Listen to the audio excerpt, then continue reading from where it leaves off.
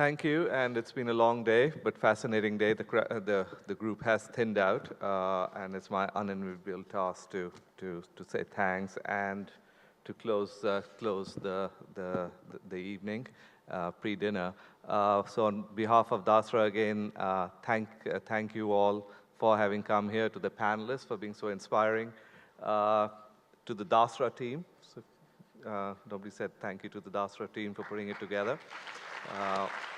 Great job. And of course, to these inspiring finalists for all these awards.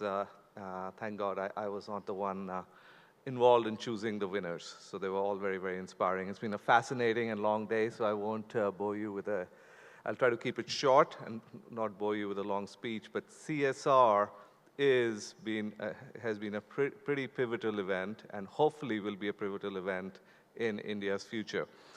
It's in early days, and we do hope the day was productive. It was long, and we hope that the day was broken down into the different pieces and challenges on the implementation of CSR.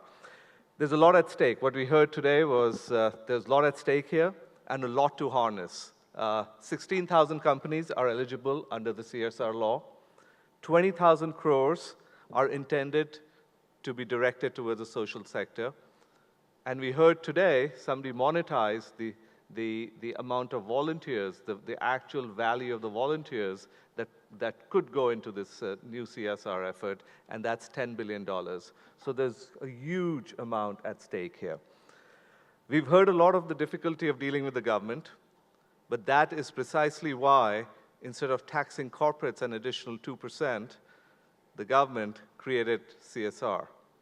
Looks voluntary in terms of it's purely a reporting function, but they've done so instead of taxing corporates that extra 2% in the belief that with all the achievements of the Indian corporate sector in the last few years, these corporates are much better positioned than the government themselves, than the bureaucracy, to execute successfully and make an impact.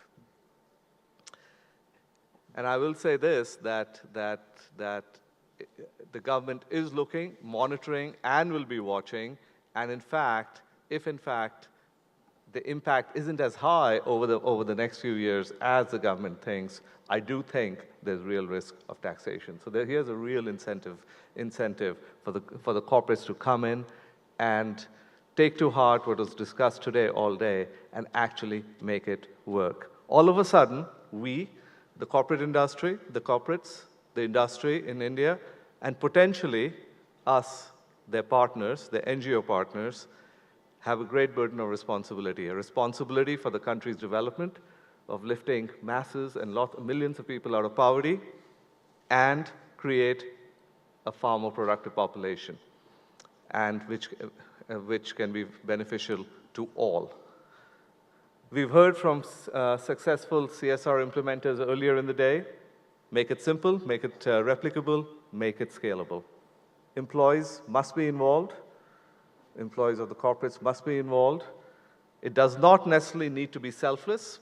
We heard various examples of that. Yes, there are great returns for the corporates who do get involved. And NGOs should not think that corporations are places to go for fundraising. I think from what we heard today, they will be disappointed. It's about partnering and executing for and working alongside the corporates. We heard about impact assessments, a key point on which Dasra was founded more than 15 years ago. It was said so time and time again. It's so critical, and yet so many organizations, corporates, and NGOs fall short on this and long on anecdotes. And I have to say, I can see why. After hearing the Inc. talk earlier, which was so powerful, hearing some of the finalists speak, which was so powerful, it's so reinforcing on why we are here today for this event. The other thing we heard today from speakers, from successful implementers, is clarity. Clarity is so important. What do you want to do as you launch a CSR, or if you're a philanthropy? Define it clearly, define it early, define how you want to do it, develop KPIs to measure, and really exit at some point. And the exit becomes the goal, and therefore sustainability in itself becomes the goal. CSR is not about taking credit. It is about collaboration to make it impactful. Therefore, it is really not about corporate branding, although it does benefit the corporate. And if you don't follow that core rule, what we heard today, you will not get the trust of the community where you're trying to make a difference. And therefore, it's all about outcome and sustainability. And therefore, there will, by definition, be failures and successes. And finally, CSR is also about the people, harnessing people in your companies, in all the corporates in India, to be volunteers and release that 10 billion potential of monetization of those volunteers. And the employees want to do so. And it's not only about the money. And therefore, it's about people power. It's about bringing the aspirations of people, employees, as volunteers, and as spokespeople to see which direction CSR in a company should be directed at. So it's top-down and it's bottom-up. And if success is going to be based on collaboration between the corporates and NGOs, choosing an NGO and choosing NGOs to work with becomes absolutely critical. And Dasra is at the intersection of these choices. Dasra is committed to being a key strategic philanthropy for this nation. Dasra's recent focus on adolescent girls is not because we've given up on boys, and not because we have given up on other areas. Dasra has been involved in a lot of other sectors, boys, men, women, different ages, but because there is such a huge gap between girls and boys and girls and people of different ages, they can actually be a fulcrum for real change.